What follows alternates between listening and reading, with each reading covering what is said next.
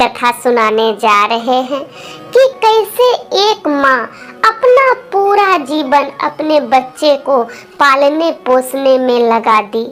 अपने लिए कभी कुछ नहीं सोची, पूरा जीवन अपने बच्चे को ही पालने पोसने में लगा दी। लेकिन वही बच्चा जब बड़ा हुआ तो वो अपनी माँ को सुख नहीं दे पाया। फिर भी सब कोई बोला, अंतिम समय में सब कोई बोला कि भगवान ऐसा बेटा सबको दे। आज जो कथा हम आप लोग को सुनाने जा रहे हैं वो बहुत ही दुख भरी कथा है। कथा शुरू से अंत तक सुनिएगा। अच्छा लगेगा तो मेरे वीडियो को लाइक कर दीजिएगा, शेयर कीजिएगा। इसी गांव में एक पति पत्नी का जोड़ा रहता था। पति मजदूरी करता था, पत्नी उसी पैसा से घर चलाती थी।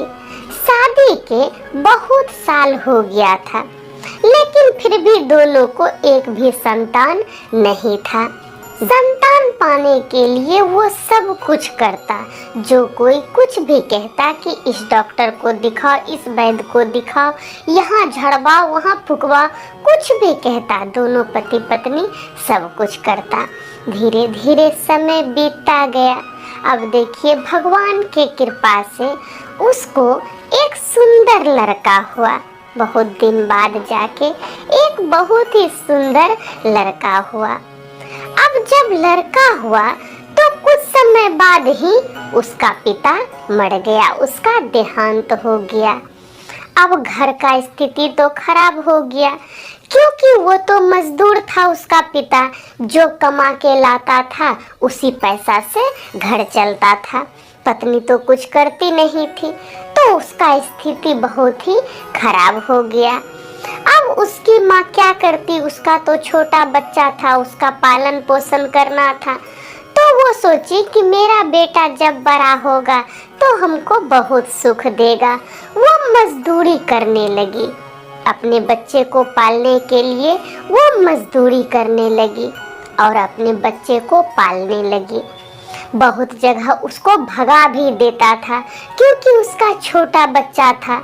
वो अपने बच्चे को भी बीच बीच में देखती थी, तो इस वजह से उसको बहुत जगह से भगा भी देता था।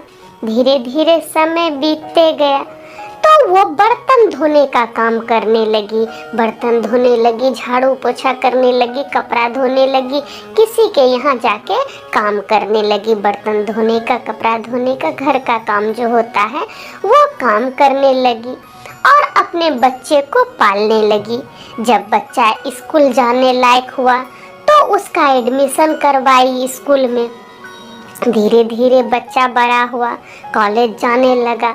उसकी माँ अपने लिए कभी कुछ नहीं सोची, अपने शरीर में बढ़िया कपड़ा कभी नहीं पहनी, फटा पुराना पहन के अपना जीवन बिता रही थी, यही सोच के कि मेरा बेटा बड़ा होगा तो हम सुख करेंगे, तो हम सुख करेंगे, मेरा बेटा पैसा कमाएगा, बड़ा होगा, बड़ा आदमी बनेगा, तब तो हम सुख ही करेंगे।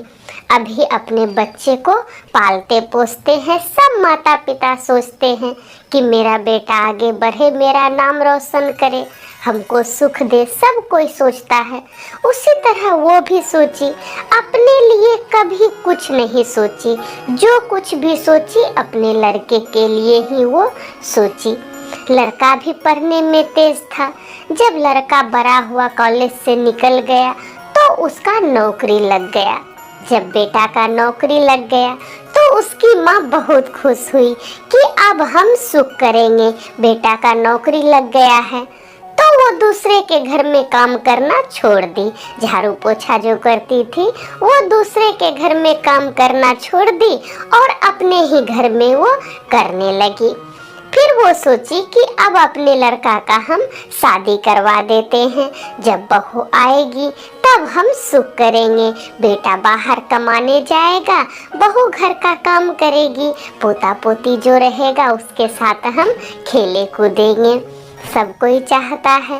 तो वो अच्छी सी लड़की को देखकर शादी करवा दी अपने लड़का का। जब लड़का शादी किया तो उसकी बहू जो थी वो भी काम करने के लिए बाहर जाने लगी। उसका बेटा तो काम करने जाता ही था, अब उसकी बहू भी काम करने के लिए जाने लगी। जब बेटा बहू दोनों काम करने के लिए जाता तो घर का काम वही बूढ़ी अम्मा करती थी।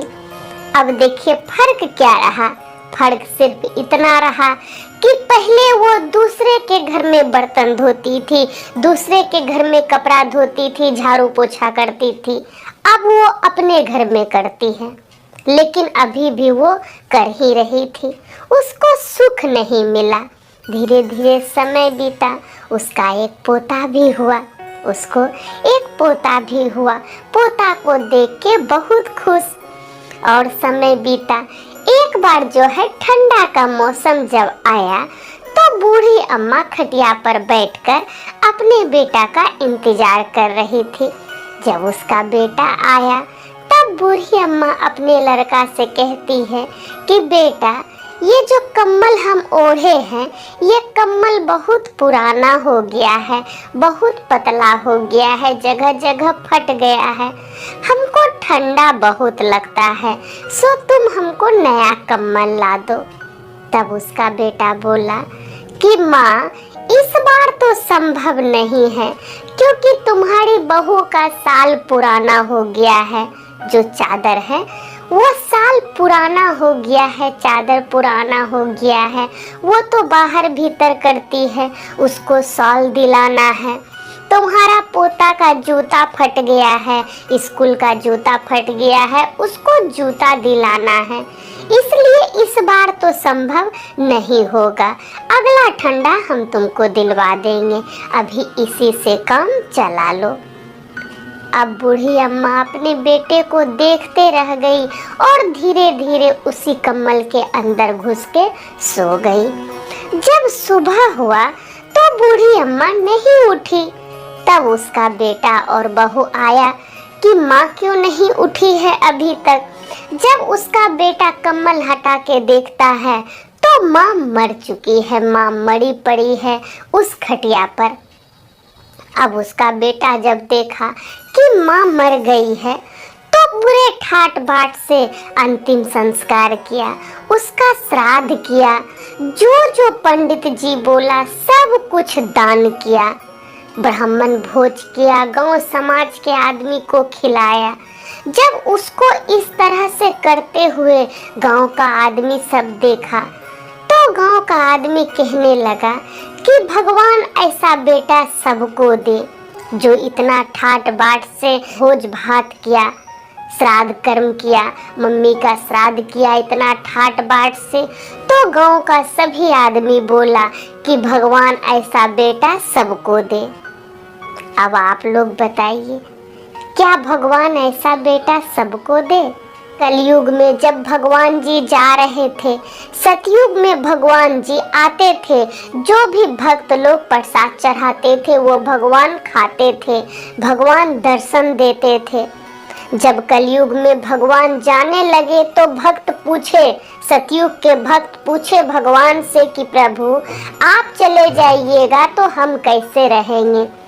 तब भगवान जी बोले थे कि हम माता पिता के रूप में इसी पृथ्वी पर विराजमान रहेंगे, सुख में दुख में हर चीज में हम साथ देंगे। तो अब बोलिए, माता पिता को दुख देके कौन सुखी रह सकता है?